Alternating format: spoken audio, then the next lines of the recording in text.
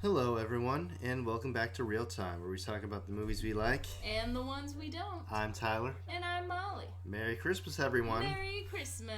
Throughout the month of December, we've been going through some Christmas movies, some specials, and we are finishing up with a couple Christmas classics. Yes. This episode is gonna be another double feature because honestly, how else are we gonna fit in all of these in the last week of Christmas time? Cannot fit them in. All right. The first movie we're going to be talking about is It's a Wonderful Life.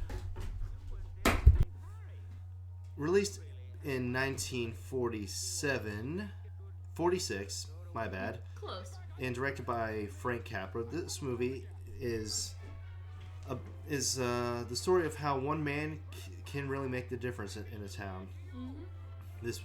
This movie stars James Stewart as George Bailey, the man who finds out just how important he is to his town. Yeah. This movie also stars Donna Reed as his wife Mary, Lionel Barrymore as the villain of the movie, Mr. Potter, Thomas Mitchell as George's Uncle Billy, Henry Travers as Clarence, the angel needing to get his wings, who is tasked with showing George just how important he is. Beulah Bondi plays George's mother, Mrs. Bailey. Frank Phelan and Wart Bond play Ernie the cabbie and Bert the cop, respectively. And supposedly, no, Jim Henson didn't get the names Bert and Ernie from this movie. I find that unlikely. I don't. It's just a big coincidence. I don't believe him. Yeah, I don't believe him either. Gloria Graham as Violet, the local floozy of the movie. H.B. Warner as Mr. Gower, George's boss. Frank Albertson as Sam Wainwright, a childhood friend of George and former love interest of Mary. Todd Carnes as Harry Bailey, George's brother, who was able to do everything that George wasn't able to do. Yeah, that's gonna do it. This is a large cast of characters. It could go on a while. Yeah. So, this movie didn't do very well financially back when it was released. It was accused of being socialist propaganda by the McCarthy era at the time, which is a real shame because that's not what this movie's going for at all. Yeah. And it's quite the classic now. Everyone has seen this movie for the most part. Now, a lot of people may think that, from the title, this is a pretty sugary, overly saccharine, sweet movie. But that's not really the case at all. No. It gets kind of darker than you would think. Yeah, it does. Even before the whole, I wish I was never born part. This movie gets kind of serious with, the bank. It gets into people's fears during the Great Depression. This movie has it goes through quite a bit of time from George's childhood to just after the war. And again, the war. Yeah. So this isn't if you haven't seen it and you're just judging it based off of the title, don't do that. Yeah, definitely not. It's like judging a book by its cover. Yeah. You never do that. So, I believe I was the one who showed you this movie. Did I do that? I think so. Yeah. Because I know my mom liked the movie, but I never really watched it until I got to know you, I think. And that was my first time seeing it all the way through. You're welcome. Yeah, thank you. Thank you. Yeah, I watched the ending of this movie with my grandma before. I think I watched from when he wished he was never born until the end. Yeah. So that was all I really knew of the movie. I mean, it is the most important part of the movie. It's the part that everyone knows. Every TV show parodies. Yeah. Oh yeah, tons of parodies. And in fact, this past year, I adapted this movie for your Christmas play at church. Christmas play, yeah. Yeah, it was well, people liked it, so Yeah. that's good. It was a big hit. All right. So, yeah, this movie was actually based off of a short story called "The Greatest Gift." Mm-hmm. You know, they in this it was more or less just the main character seeing how life was like if he had never been born, and then going back home and appreciating what he had. Yeah. So they took that concept and just expanded on it quite a bit. It looks like there was a lot of expansion since to make it into a very interesting movie. Yeah. Looks like they had to expand on the idea. And really, this was the first movie that James Stewart did after he came back from the war. Oh. Yeah, he was he served in the Army Air Corps, which would go on to become the Air Force, and he stayed in that for a good long while, 20 to 30 years. Wow. Yeah, he was in the reserves. He made it all the way up to at least a brigadier general. That's a 1-star general. Oh. So, he was doing bombing raids over Europe and stuff during the war, and so by the end of it, he was feeling pretty jaded with life in general. And Frank Capra, who previously directed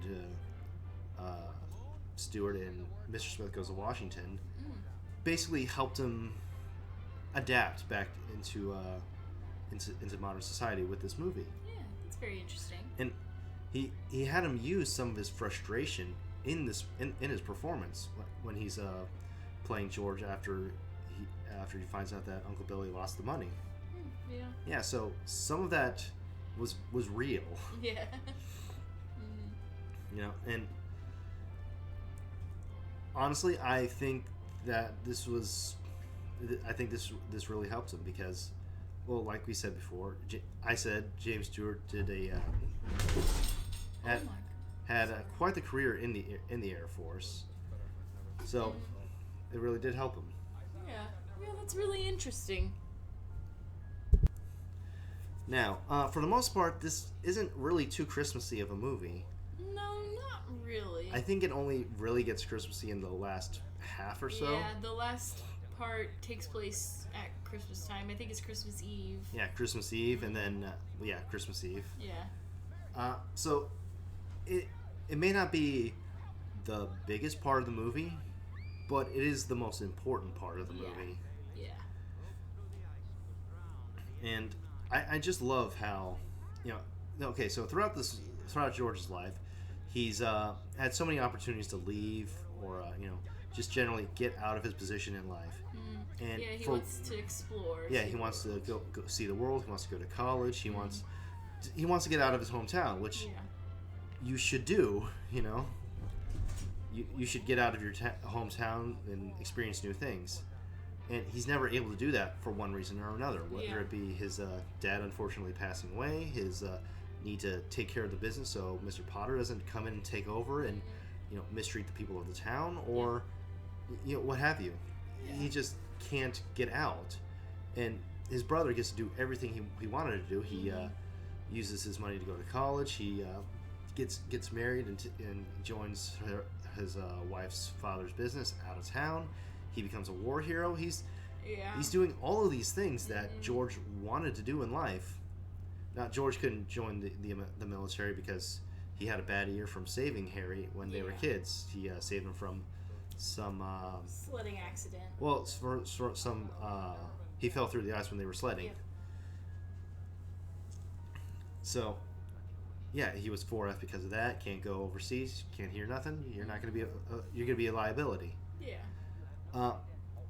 So, George is at the end of his rope after he finds that his Uncle Billy misplaced $8,000 that was supposed to, go to the bank examiner, which I'm not too, in the know of what's going on in that scene. Yeah. Like, there's bank stuff and I don't know.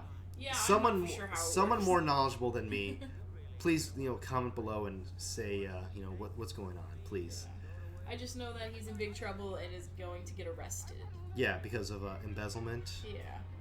Misplacing money. Misplacing $8,000. Yeah. Which is a lot of money back then. That's a lot of money now. It's a lot of money now, and even more back then. And so his last resort is going to Mr. Potter for a loan. and he doesn't find out that Mr. Potter accidentally stole the money. Yeah. Which Potter didn't mean to do that, but he's not exactly going to give it back either. He's keeping it. So he finally thinks that maybe I should just kill myself so my family can get the insurance money. Mm-hmm. Which, little does George know that if you commit suicide, your insurance probably isn't going to pay out life insurance to your family. No, that's just an unfortunate thing. Yeah. So he's about to do that, and Clarence, the angel, is sent down by God himself, or was it St. Peter? He's sent down by someone up top. Someone very powerful. Yeah. To help George out, keep him from throwing away the greatest gift. Yeah. And and George realizes that, okay, maybe I don't need to kill myself. I should have never been born in the first place. Yeah. And he's saying that his wife and his kids would be much better off if he wasn't born, which, first of all, your kids would never be born if you weren't born. So that's not quite correct. But he had been drinking at the time, so it's understandable that he's kind of getting things mixed up. Mm-hmm. And throughout his seeing this new world, he's always confused as to why these people don't know him. But my guy, you just wish to never have been born. But again, he is kind of drunk, so yeah, I think it does take him a little bit longer than what it should for him to realize, okay, this is real. I'm really not existing. But it's for the movie. Yeah, this man was pissed drunk at Martini's just a few minutes before, and jumping into cold water to save this old guy isn't going to do a whole lot. Like, yeah, you're going to be sobered up a bit, but he's probably still disoriented. Yeah. So he sees that basically everything in the town is worse without him. Yep. Potter's taken over. He closed the Bailey building and loan. Violet's a hooker.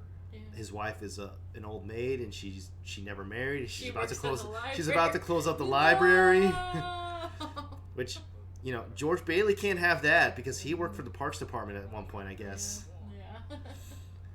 And finally but you know what is nice about this new world though? Bert the cop and Ernie the cabbie are still friends. That is nice. So they would be friends no matter what. Yeah, that's kind of nice. But yeah, Harry's dead because he no one saved him. I guess he just went sledding by himself, or he died. No one bothered to save this little boy. Poor kid. Yeah. And yeah, that was a question I had when we watched. I was like, if George was never born, would Harry even go out sledding with these kids that look like they're mainly George's friends? But I don't know. Whatever, sure, we'll say he did. And then George is like, okay, I want to live again. And then Bert the cop comes in and says George's name, and he's like, yeah, I've been looking all around town for you. And George realizes, oh, I'm back. Yeah, and he's he 10,000 times happier. He runs back home, saying Merry Christmas to everyone. Merry Christmas. He even stops by Old Man Potter's place and says Merry Christmas to him too. Mm-hmm. He goes back to his house. The police are there. They're about to arrest him. He's just so happy to see his kids and his wife back. Yeah. And then the whole town comes in, and they all chip in to get him out of the situation. Mm-hmm. Which, funny thing, earlier in the movie when there was the stock market crash, and people were trying to get money back from investments or whatever. I'm not sure. Yeah. There's this one guy who wanted like all $200 and whatever dollars in his account back. He's kind of a jerk for doing that when everyone else is asking for like $20. Yeah.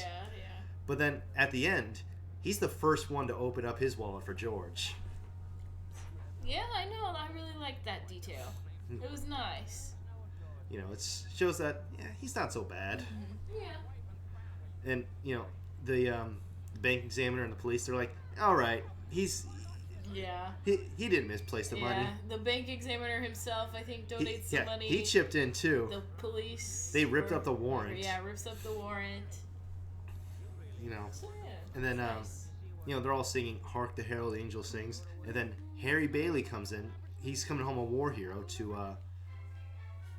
and he left this big dinner he was in just to see his brother, Yeah. and he makes a toast to his big brother George, the richest man in town. Just makes me feel so good. So good. I've seen this movie so many times. I know everything that happens, but yet I always cry. I cry every single time I watch this movie. It's one of my favorite scenes ever. Yeah. If we ever get around to doing any sort of like video on our favorite movie scenes, that is you can guarantee that's going to be in it. Oh yeah, probably so. For me too as well. Probably both of us. Yeah. Yeah. So yeah, makes me cry every time. It's wonderful. I love it. Yes. So, I don't think we need to discuss what our favorite scene was. Oh yeah, because I think it's the We just same, did. It's the same scene. If I had to have a runner-up, I would say it's when he goes to see Mary and he grabs her by the shoulders and he's like, "There's no way I'm ever gonna get married. I'm never gonna get married, you know." And then it immediately cuts to their wedding. So I like that too. But yeah, I mean, it's just a runner-up. If I had to choose something other than that scene, Yeah. I think I'd have to choose when George is a little kid working in Old Man Gower's drugstore, and he realizes that he because of his grief after losing his son, he accidentally filled the pills with rat poison. So so he goes to his dad and he tries to be like, "Hey, what do I do?" Old Man Potter's there, reading him the riot act. Yeah. And George's like, "Man, don't, you can't talk to my dad like that. He's a bigger man than you ever were." Yeah. And he probably walks more too, because you're in a wheelchair. Stuff like that. Just roasting this old man who looks like Darth Vader without a helmet. Yeah. I don't mean. I mean, yeah, his actor was an old man at the time, so I'm not roasting him. He gives a very good performance in this movie. Old Man Potter is very hateable. Yes. But like, he's hateable, but like I like him too because he's just so good at it. Yeah. Anyway, so sorry. he goes back to the drugstore, and Gower's slapping the crap out of him because he thinks he's being lazy because this poor other kid has influenza and he's gonna die. It's the 20s. Yeah. Yeah. And when George makes him see that you put poison in these pills, not medicine. Yeah, I know you didn't. You didn't mean it. I'm not gonna tell on you. Mm-hmm. And just Gower just hugs him. It's like, oh. Yeah, I thought that's a good kid. Another oh gosh, excuse me. Another scene I like is of course the classic romantic scene where he's like, "You want the moon? I'll lasso the moon for you." She's like, "Yes, please. Give me the moon." Yeah, that's good too. There's lots of good scenes in this movie. It's good. It's great. Yeah. So who's your favorite character in this? Do you have one? I'd probably just say George. That's who I was leaning towards, but I know the main character I shouldn't choose, but I think for this instance I will go with the main character of George. If I have to choose someone else, though, I would say Clarence. Yeah. He's a fun character. He's at his wit's end trying to get it through to this guy. Look, you don't exist anymore. Yeah. How many times do I have to tell you this? And George is going and getting in trouble because he keeps He's just silly. talking. Yeah. So, Acting silly. is there anything more we have to say about It's a Wonderful Life? No, the only thing I have to say is if you have not watched it yet, Go do it. just do it. It's, as of our recording, this is December 24th. Yeah. So go watch this movie. You're almost out of time, except for, you could probably watch it for the new year, I guess. Yeah. But still, you're almost out of time.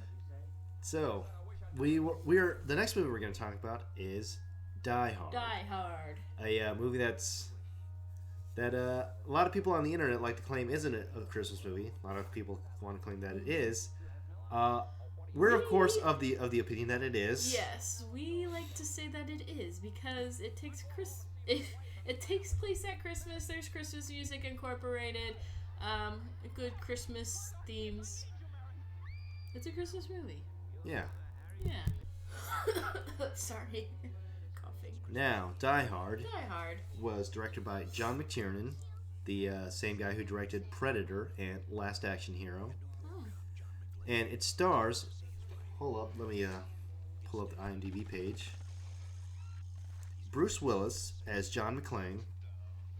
Now, the thing about Bruce Willis in this movie is, before he was just known for, like, you know, wine cooler commercials and comedy shows like Moonlighting. So this was his first big role. yeah, and it was quite a shift for those that you know, had been following his career. Yeah. You know, to go from all that to an action star. Yeah. It'd be like if Andy Samberg went from you know, The Lonely Island to starring in, I don't know, some action movie that was really popular in the early 2000s. Sorry. But you get what I'm saying. Cats were fighting Cats were on fighting. our couch. Sorry. Okay, Okay. This movie also stars Bonnie Bedelia as Holly McClane, John McClane's wife, Reginald Vell Johnson as Sergeant Al Powell, his guy in the chair, so to speak, for this movie. Now, there's a fan theory that goes along with this.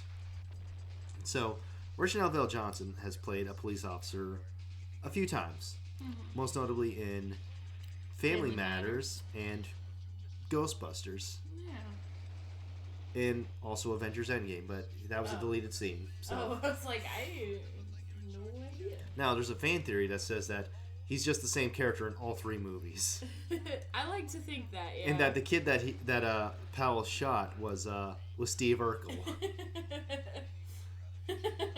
Yeah. Now, is there anything backing any of this up?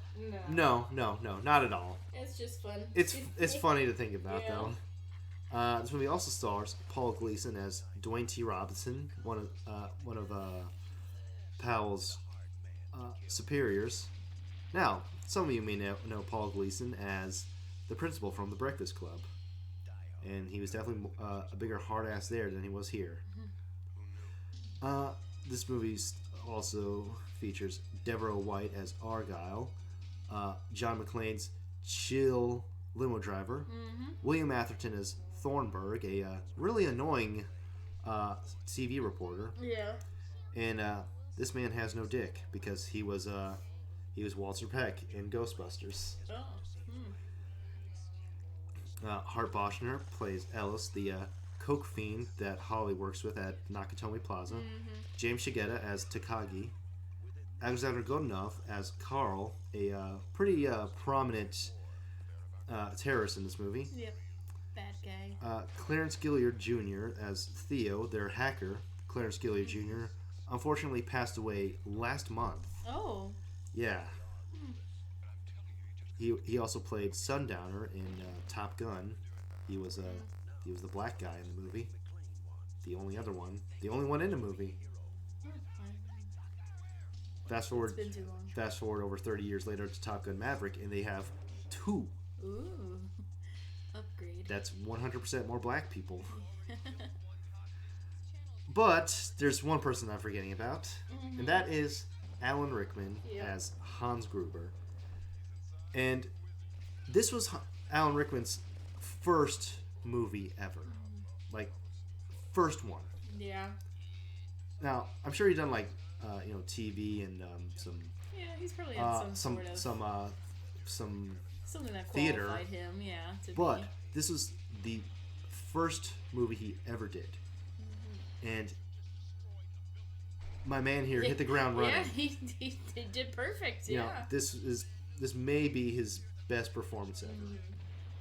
Just by a landslide. Like, I have my problems with the character of Snape in the Harry Potter movies. He's I think he's kind of a prick. You know, there in some ways that's clearly meant to be, but I have problems with him. More so book Snape, not movie Snape. Movie Snape didn't get quite up to the same amount of He didn't get quite as much he time. didn't, yeah, but that's just what's going to happen when you're adapting a book to a movie. Yeah. But he doesn't do quite the morally gray things that book Snape did.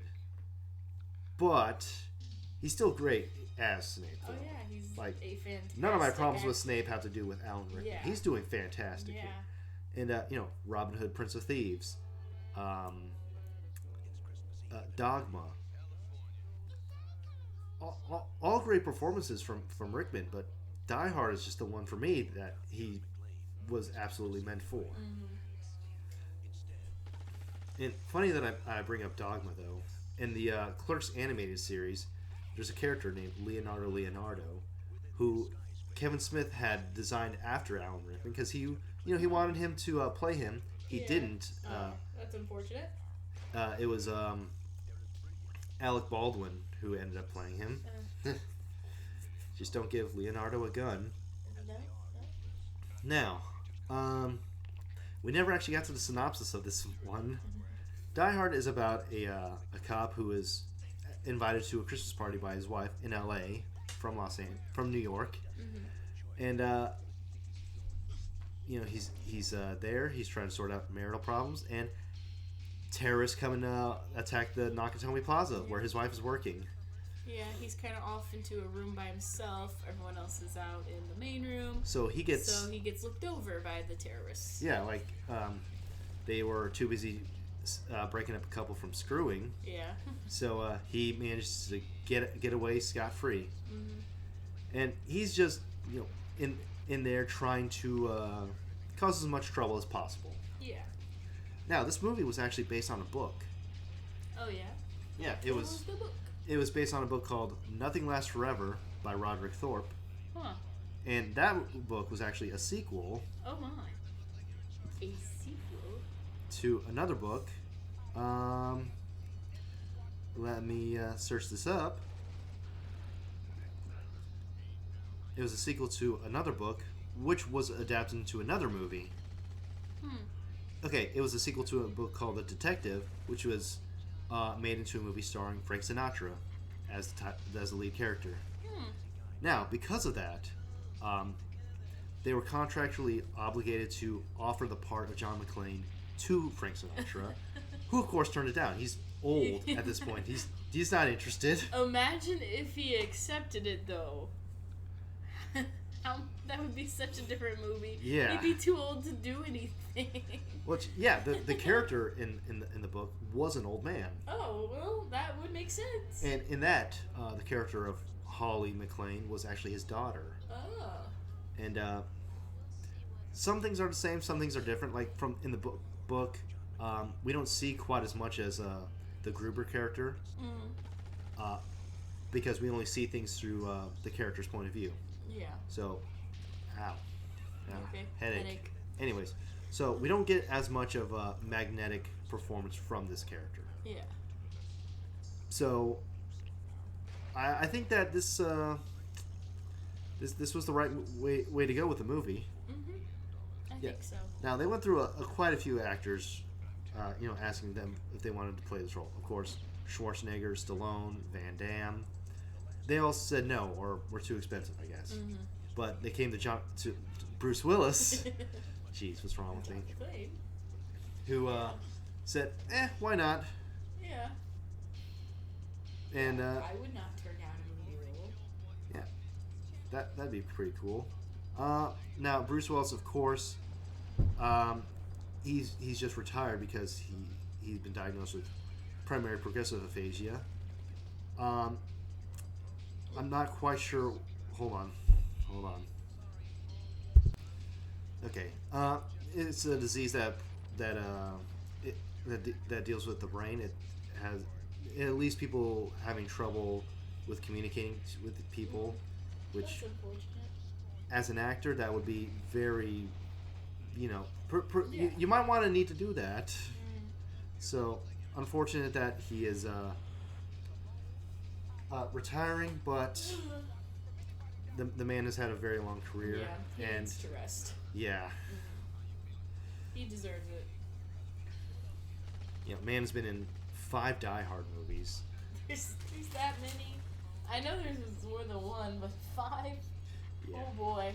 Well, 4 of them are good. The last one wasn't, though. But, I've only seen the first one and sort of the second with you. No, I showed you the third one. Oh, we skipped the second one for some reason? Oh, cats are fighting on the couch again. Sorry, Yeah. guys. Yeah, I skipped to the third one because that's more closely connected with the first movie. Oh, You know, okay. the villain of the third movie is Hans Gruber's brother. Oh, So, okay. now, the second one is fine. It's not a bad movie at all. It's just the third one is, like I said, it's more closely connected. Yeah. Okay. Now, like we said, a lot of people don't consider this a Christmas movie, and the people who do consider it one are correct, but they can get annoying at times. Mm-hmm. You know, there's a lot of people who want to say that this is their favorite Christmas movie because they want to be, different or whatever. But no, that's not really an unpopular opinion nowadays, though. Yeah, so it's like, yeah. So, and the reason why I believe it is a Christmas movie, Christmas is baked into this movie's plot. Mm-hmm. You know, he's going to L.A. because of a Christmas party. Yeah. They draw attention to it quite often. Yeah. You know, there's Christmas music in the movie's soundtrack and score, and just this movie is Christmas. Yeah, there's lots of references to Christmas. There's lots of like jokes and remarks about Christmas. Now, this isn't like a movie like, say, First Blood, which takes place at Christmas, but it's not a Christmas movie because Christmas isn't any sort of relevance to the movie. Yeah, I believe that if you take away Christmas from this movie, it would make it different. I mean, there are workarounds for it. You know, you could say that he's there for, an office party. Yeah. Sure, that can work. That can, but that's not the way they went. Yeah. And, this is really one of the best Christmas movies ever. This is one of the best action movies I've ever seen too. I did. Yeah, I first saw it with you. You were the first one who showed me it. I've, heard about it all my life, but I never watched it until I think at Christmas you set me down and we watched it together, and I was like, oh, this is actually a really good movie. Why didn't I watch it sooner? These characters are actually very intelligent. Mm-hmm. First thing John does when he, realizes terrorists are taking over, pulls the fire alarm. Yeah. What were you gonna say? I think also, something that has to do with Christmas. The police and everything, all the law enforcement, I think, are hesitant to go over there because it's Christmas. They're like, what's gonna happen on Christmas? It's Christmas. I don't want to do anything. I just want to go home to my family. I think that also kind of had some layer into it. Maybe. Anyways, sorry. Continue. And when the terrorists find out that a fire alarm was pulled on a specific floor, they send people to check it out. Yep. And honestly, Gruber's plan was pretty good. Yeah. But we'll get into that in a little bit later. Okay. And then after McClane gets hold of a radio, he tries to call into dispatchers. Mm-hmm. They don't believe. They don't believe him They because think he's just pulling the prank. And then as soon as gunshots go off, they do send someone over there to check it out. Mm-hmm. They send a cop who was driving around to check it out. So they're not just ignoring him. Yeah. So. But they're very hesitant to believe that he's like screaming for help.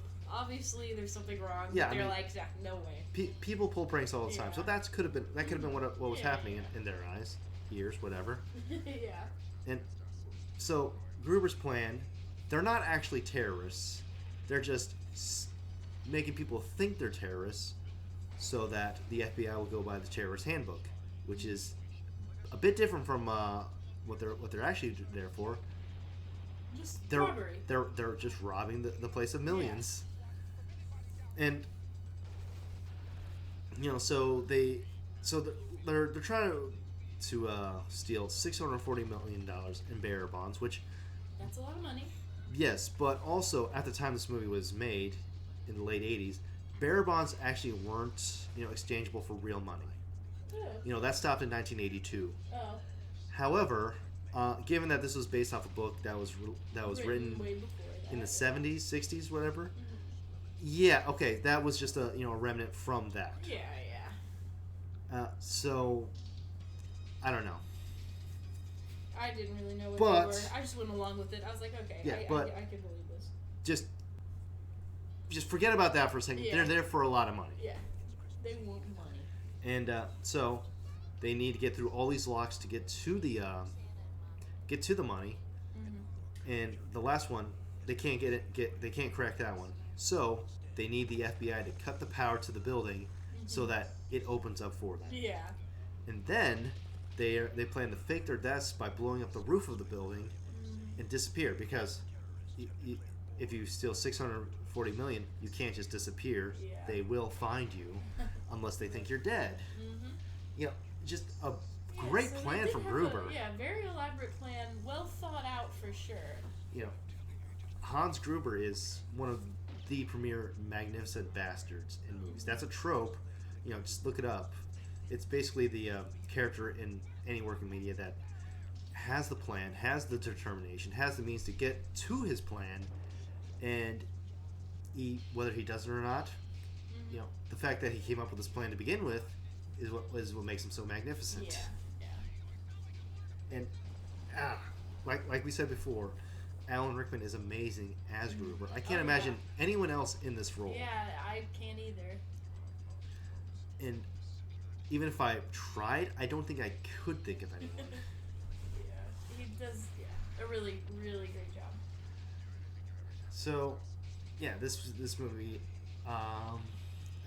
ends with McClane dropping Gruber off the building, which it ain't Christmas until I see Hans Gruber drop off the Nakatomi Plaza. Yeah. Which, funny thing about that scene though, they told Rickman that they were going to drop him on 3, but then they dropped him on 2.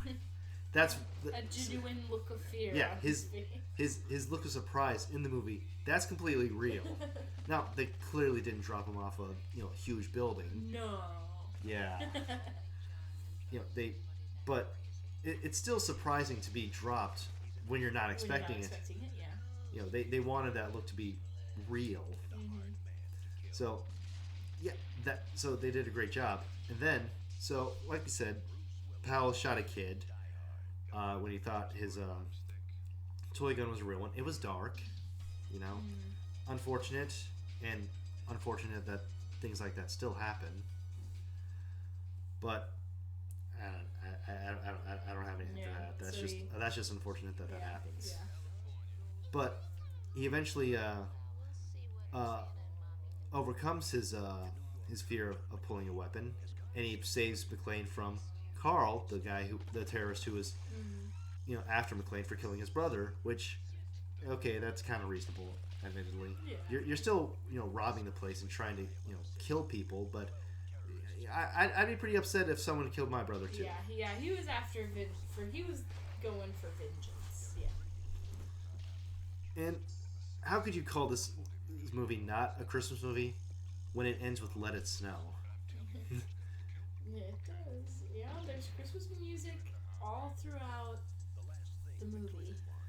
Now, as many of you will know, Alan Rickman unfortunately passed almost 7 years ago. He died in January of 2016. That long ago. Wow, 2016 doesn't seem like it's that long ago. I feel old. He I'll have to look up how he died, but he left behind a wonderful career filled with just magnificent performances. Yes. Whether it be this, Harry Potter, Robin Hood, Dogma, or his appearance on King of the Hill. Who was he on King of the Hill? Remember the Renaissance Fair episode? Yeah. He was the king. Yeah, I remember that. And at the end, he drops his fake British accent and replaces it with a fake Texas accent. Oh man, they're gonna take my fair. Like, that's incredibly fake, but I love it all the same. Funny, yeah. Now, Alan Rickman unfortunately passed from pancreatic cancer. Cancer is terrible. Yeah. And he and his wife didn't have any kids. Oh. I think it had to do with he didn't want to put her through that, like having children. Yeah, I've heard it takes a toll on you. I'm a little apprehensive myself. And so on the set of Harry Potter, we're going very off topic with this, but it's kind of it has to do with Alan Rickman. Alan Rickman, it's connected. He was actually very close with the actors playing, the main wizards when they were kids. Mm-hmm. He would scare them because of just his presence alone. Yeah. But then, as the movies went on, they sort of connected. There's this one time when Rupert Grint was drawing like a, he was making fun of him with a drawing, and Rickman saw it and he asked him to sign it for him. Nice. And just he whatever problems people may have with the Harry Potter movies, and I have a few. Alan Rickman was never one of them. Definitely not. And it's unfortunate that he's left us, but he's left behind quite a legacy. Oh yeah, a very, very good legacy. Yeah, so, I feel like I was gonna say something. Oh right, I know I just spent the last few minutes sucking off Alan Rickman. I know this, so what I have to say next is gonna come off weird. Okay. His fake American accent in this movie just makes me laugh. Yeah. You could tell he's not. He's not American. Yeah. He sounds like Benedict Cumberbatch trying to do an American accent. That's probably what tipped John McClane off. He's like, okay, this is definitely not an American accent. So it fits in story. Yeah. But I'm not laughing at Rickman. I'm laughing at Gruber. Yeah. If that makes sense. Yeah. No, I understand. It's like you thought that was gonna work. Yeah. Come on, man. John McClane knows. Easy. But like, But I think it was also meant to be funny too.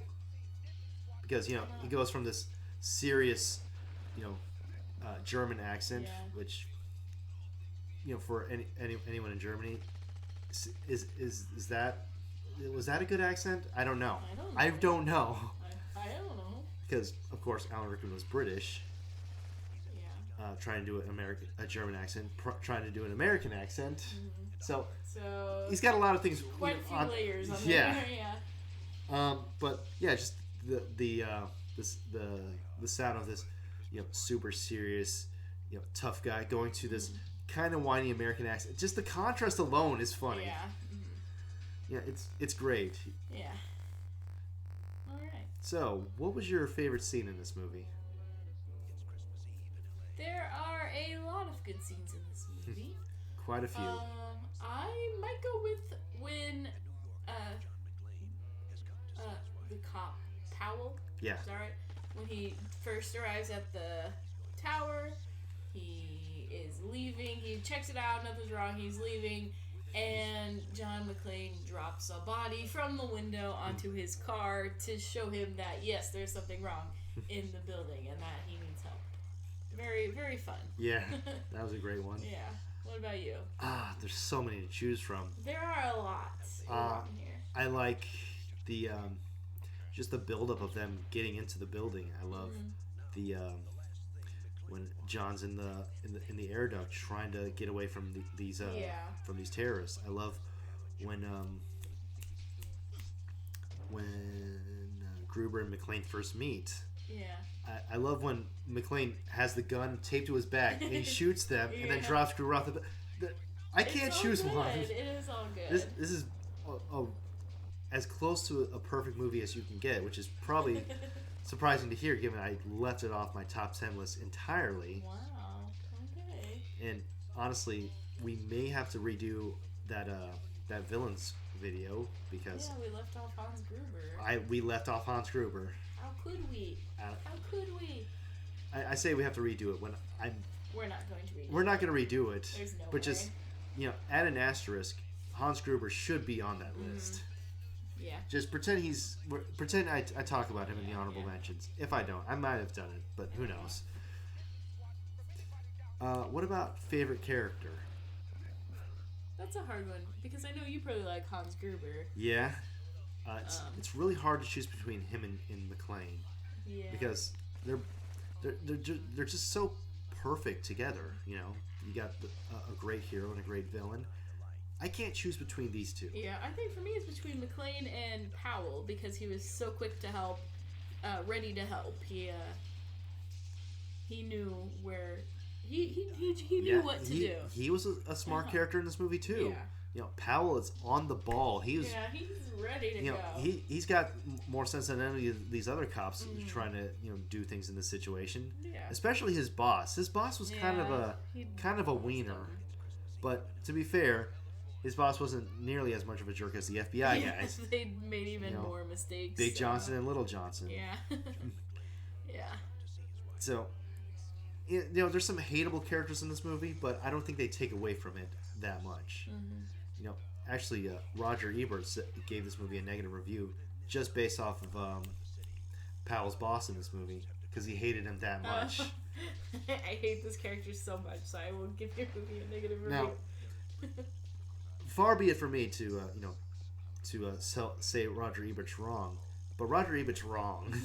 Yeah, that character's designed to be hated, so the movie's doing its job. Now maybe that's kind of a rude thing for me to say. Maybe so, but respectfully, I disagree with him. But he has also died, so I don't think he's gonna disagree with me, unless he comes back as a ghost and scares me. That what? Yeah. That'd be kind of cool. Like if Roger Ebert is haunting me, then we have bigger problems. He's gonna bring Gene Siskel, and then both of them are gonna roast me and our movie collection because they're gonna take one look at this and just rip us to shreds. I don't even know who they are, so yeah. Siskel and Ebert. Never mind. So Alright. That'll do it for us, and that is gonna do it for the Christmas season this year. I think we have only one more movie planned? Video planned? At least one. We're definitely gonna take care of Glass Onion. Oh yeah, I forgot about And I'm gonna try to get that Indiana Jones video out before the end of the year, and maybe one more too, just to do one to close out the year, and then just give our plans for what we're gonna do next year. All right. So we'll catch you guys later. Merry Christmas. Merry Christmas.